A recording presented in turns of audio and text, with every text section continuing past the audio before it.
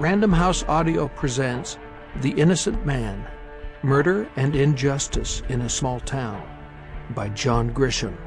Read for you by Craig Wasson.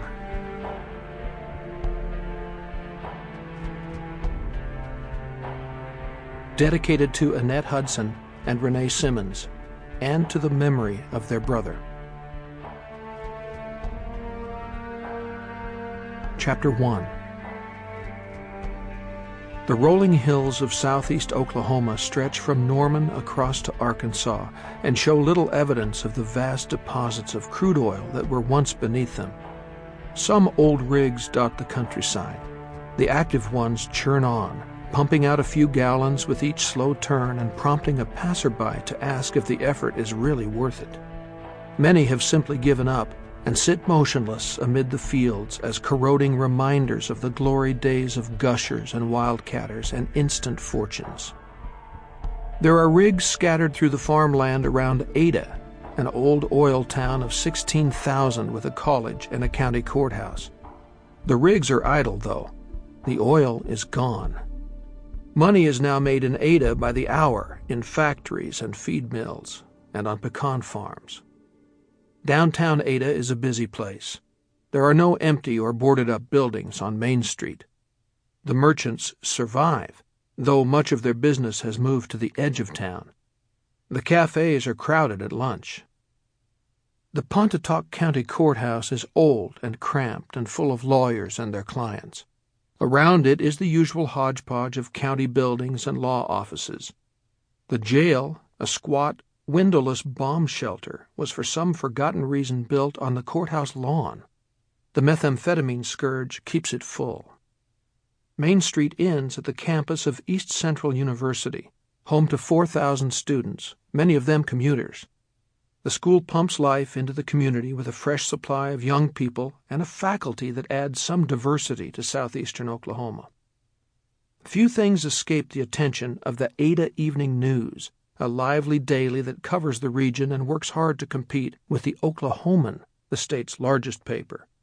There's usually world and national news on the front page, then state and regional, then the important items, high school sports, local politics, community calendars, and obituaries. The people of Ada and Pontotoc County are a pleasant blend of small-town Southerners and independent Westerners. The accent could be from East Texas or Arkansas, with flat I's and other long vowels. It's Chickasaw country. Oklahoma has more Native Americans than any other state, and after 100 years of mixing, many of the white folks have Indian blood. The stigma is fading fast. Indeed, there is now pride in the heritage. The Bible Belt runs hard through Ada. The town has 50 churches from a dozen strains of Christianity. They are active places, and not just on Sundays. There is one Catholic church, and one for the Episcopalians, but no temple or synagogue. Most folks are Christians, or claim to be, and belonging to a church is rather expected. A person's social status is often determined by religious affiliation. With 16,000 people, Ada is considered large for rural Oklahoma, and it attracts factories and discount stores. Workers and shoppers make the drive from several counties. It is 80 miles south and east of Oklahoma City and 3 hours north of Dallas. Everybody knows somebody working or living in Texas. The biggest source of local pride is the quarter-horse business. Some of the best horses are bred by Ada ranchers. And when the Ada High Cougars win another state title in football, the town struts for years. It's a friendly place, filled with people who speak to strangers and always to each other, and are anxious to help anyone in need. Kids play on shaded front lawns. Doors are left open during the day. Teenagers cruise through the night causing little trouble. Had it not been for 2 notorious murders in the early 1980s, Ada would have gone unnoticed by the world, and that would have been just fine with the good folks of Pontotoc County. As if by some unwritten city ordinance, most of the nightclubs and watering holes in Ada were on the periphery of the town, banished to the edges to keep the riffraff and their mischief away from the better folks. The Coach Light was one such place, a cavernous metal building with bad lighting, cheap beer, jukeboxes, a weekend band, a dance floor, and outside a sprawling gravel parking lot where dusty pickups greatly outnumbered sedans. Its regulars were what you would expect: factory workers looking for a drink before heading home, country boys looking for fun, late-night 20-somethings, and the dance and party crowd there to listen to live music. Vince Gill and Randy Travis passed through early in their careers. It was a popular and busy place, employing many part-time bartenders and bouncers and cocktail waitresses.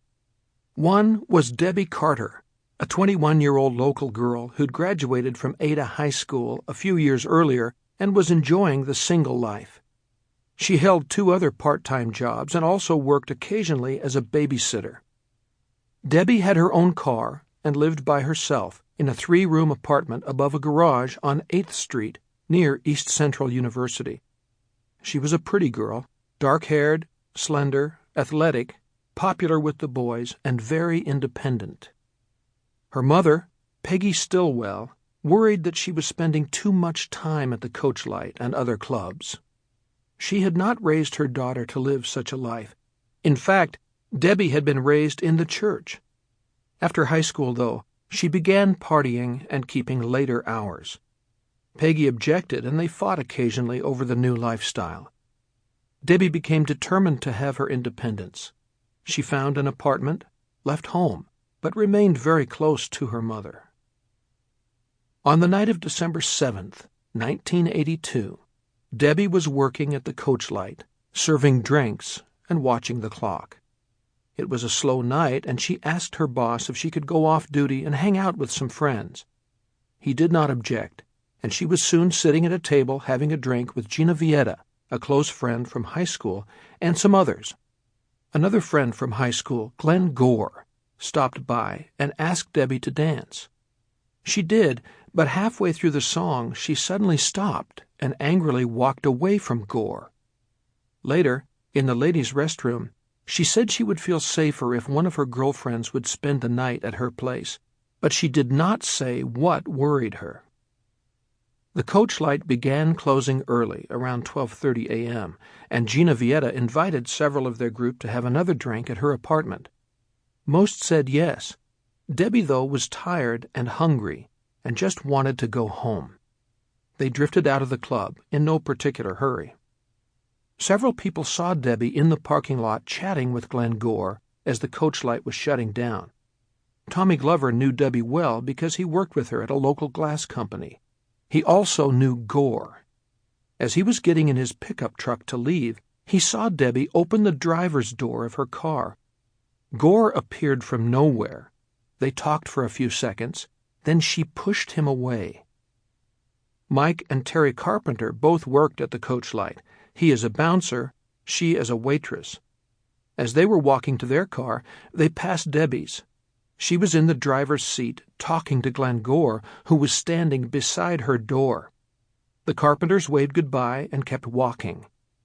A month earlier, Debbie had told Mike that she was afraid of Gore because of his temper. Tony Ramsey worked at the club as a shoeshine girl.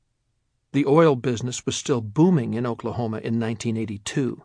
There were plenty of nice boots being worn around Ada. Someone had to shine them, and Tony picked up some much-needed cash. She knew Gore well. As Tony left that night, she saw Debbie sitting behind the wheel of her car. Gore was on the passenger's side, crouching by the open door outside the car. They were talking in what seemed to be a civilized manner. Nothing appeared to be wrong. Gore, who didn't own a car, had bummed a ride to the Coach Light with an acquaintance named Ron West, arriving there around 11:30. West ordered beers and settled in to relax while Gore made the rounds. He seemed to know everyone. When last call was announced, West grabbed Gore and asked him if he still needed a ride. Yes, Gore said. So West went to the parking lot and waited for him. A few minutes passed, then Gore appeared in a rush and got in. They decided they were... Sample complete. Ready to continue?